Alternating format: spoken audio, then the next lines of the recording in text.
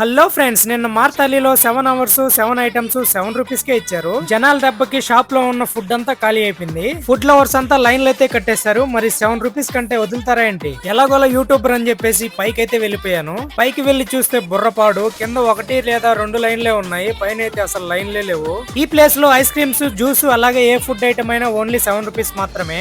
ఇంత పెద్ద ఆఫర్ పెట్టారు కదా, ఇందులో ఏదో పెద్ద మ్యాజిక్ ఉంటుంది అనుకున్నా. అక్కడికి వెళ్లి చూసాక అర్థమైంది 100% జెన్యూన్ అండి. ఫుడ్ టేస్ట్ అయితే పర్లేదు, బానే ఉంది. నేను వెళ్లేసరికి మా పీజీ వాళ్ళు అక్కడికైతే వెళ్లి దుమ్ము లేపుతున్నారు. కౌంటర్ దగ్గర జనాలు మొత్తం రౌండ్ అప్ చేసి కన్ఫ్యూజ్ అయితే చేస్తున్నారు.